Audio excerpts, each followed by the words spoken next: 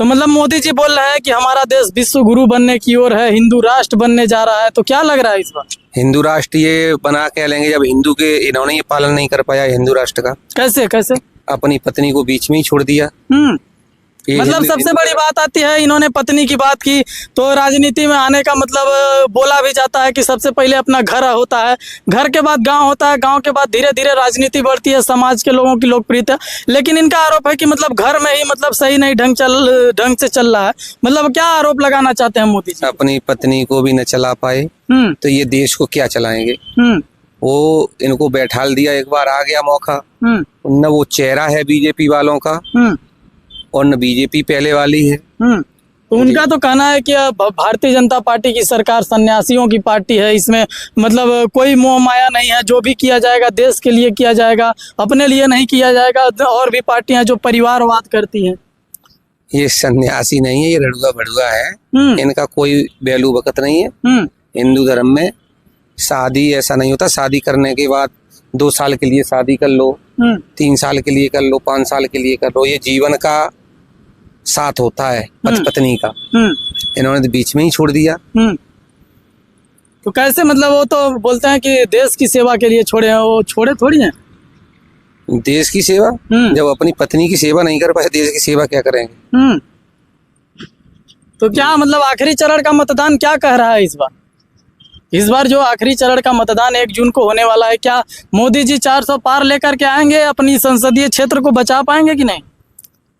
ये 40 पर रह जाएंगे, 40 पार की बात न करें।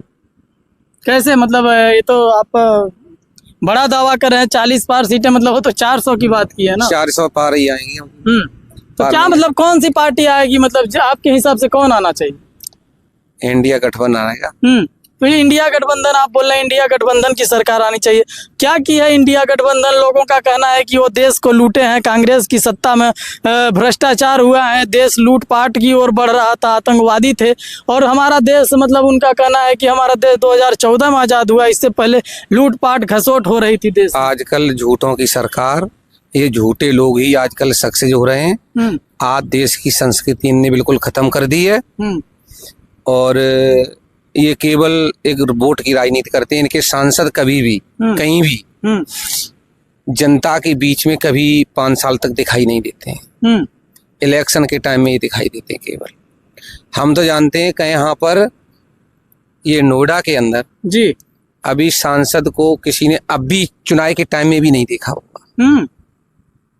मतलब वो लोग मोदी जी के नाम पे खड़े होते हैं, मोदी जी के नाम पे चुनाव लड़ते हैं, मोदी जी के नाम पे जीत हासिल करते हैं। अब वो कैसे करते हैं, ये इनकी ईवीएम का खेल है और कुछ नहीं।